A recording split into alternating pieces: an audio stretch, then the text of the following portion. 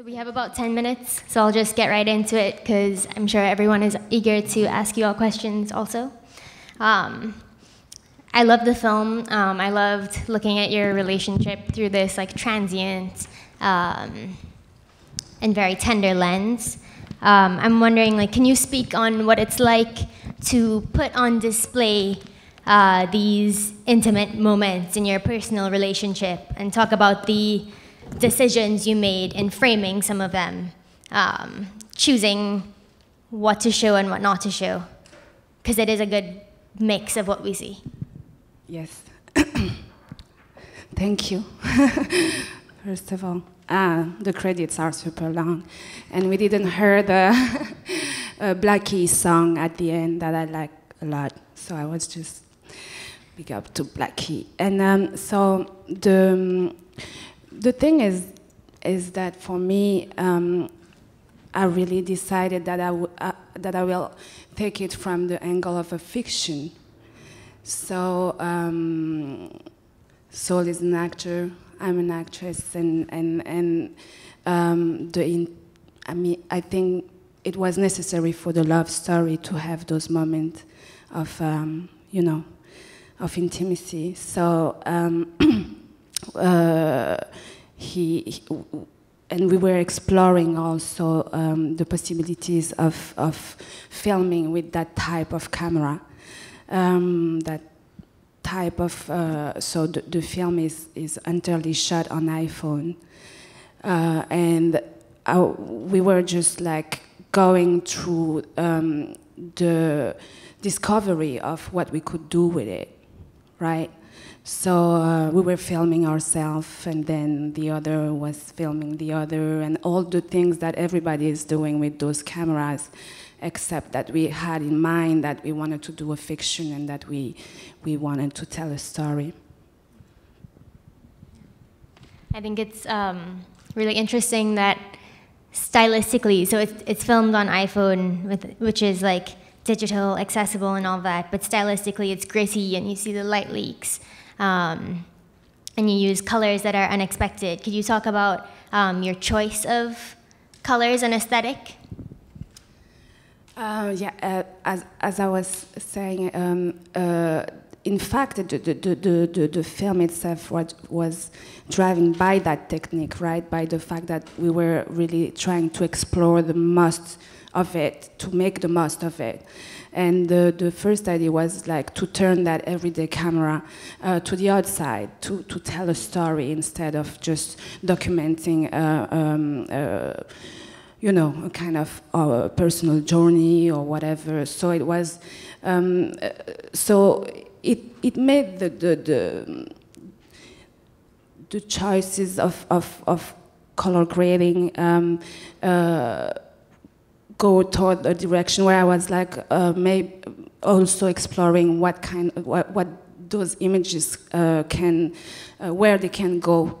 Everybody has them. We are on Instagram, color correcting ourselves all the time, choosing our brightness and lightness and stuff like that. And so when I went in the lab, I thought, why not going there? Why not pushing those images in that direction and see what's there?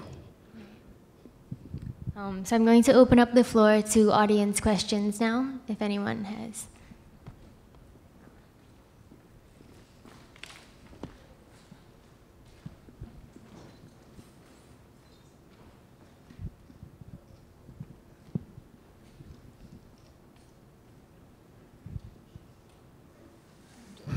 Testing.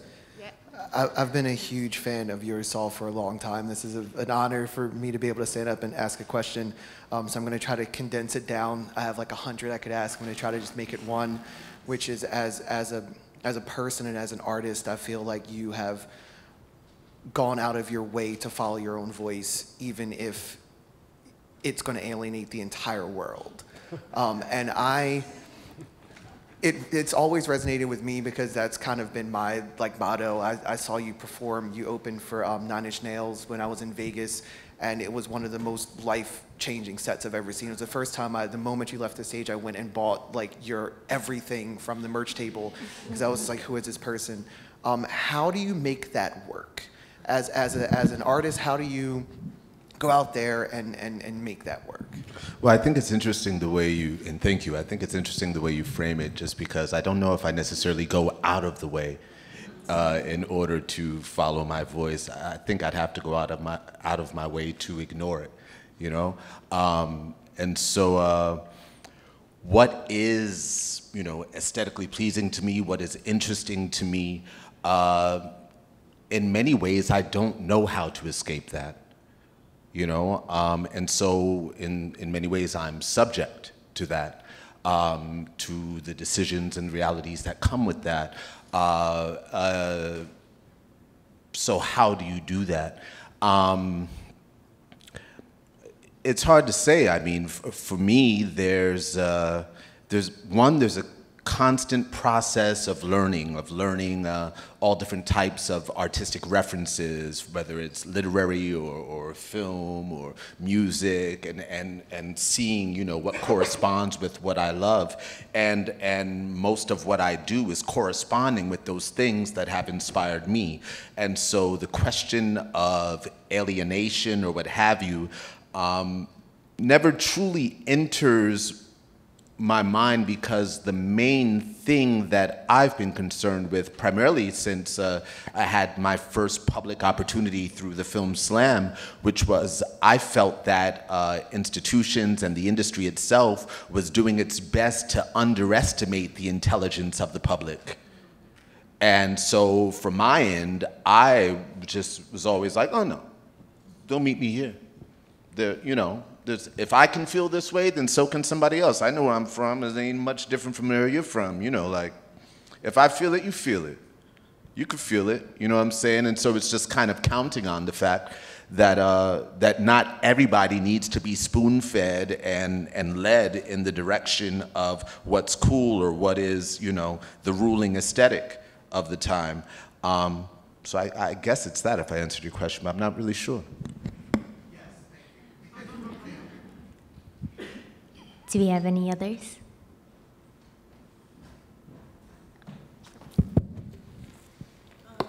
How many films have you made? Sorry? How many films? That's my first film. Oh, okay. Yeah. So you were the director of the film. Okay. All right. Okay, congratulations. Thank you.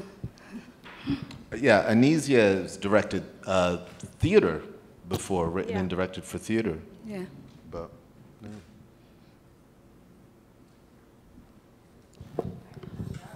your whole film I saw was filmed on iPhone. How do you feel about accessibility in art, and how do you think your film, in relation to that, kind of forwards that movement? Do you feel as if your film forwards that movement?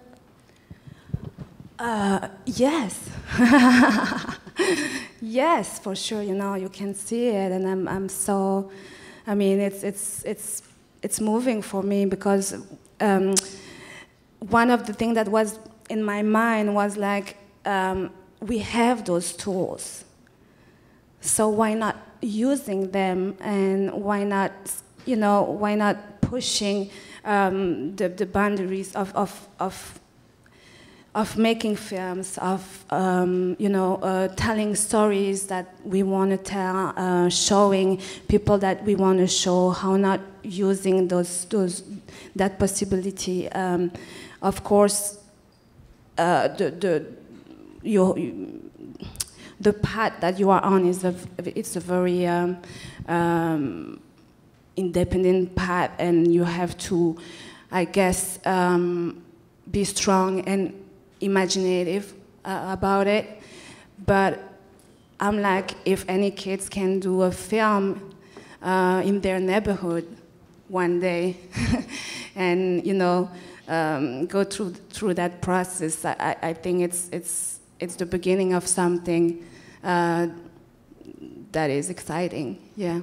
I think also the sense of, you know, like what we're used to with an iPhone, for example, is primarily like documentary, which is like filming police brutality or what have you, selfie, or selfie confessional, what have you, or and maybe there's a third realm, which is humor, you know, like Vine type thing. But to explore the idea of art and cinema and storytelling is still something that, like, most of us haven't gotten beyond this point with our iPhones. And so I think Anisia is really pushing the idea of what can be done with that forward, because because most of us are still here with it, as opposed to being here and we're only there, like I said, if there's a police officer, or something like that. But for the most part, there's a lot to be explored, and I think Dreamstates begins that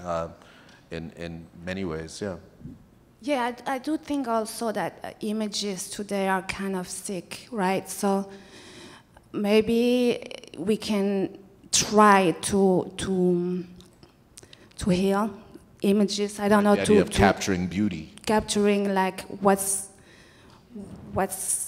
around us, what we want to see. There is so much complaint about we don't see each other. There is no woman movies and stuff like that. And so at this point, that camera allowed me to go further.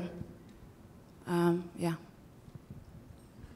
And if you're interested in filming on iPhone, there's a panel tomorrow morning called By Indie Means Necessary at 11 a.m.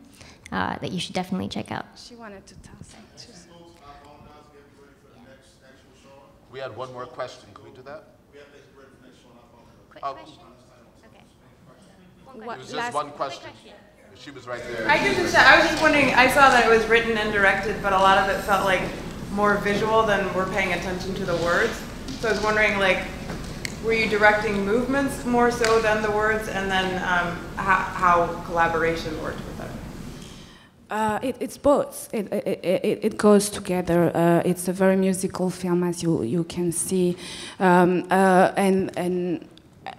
I think the fact that music was going on all the time, right? The music is we shot with music. We were traveling with musicians that were playing music everywhere, and so the story also came from that rhythm, that mood that music puts you in, with images and that story that I wanted to wave with the landscape and the love story that I wanted to tell. Thank you. Thank you.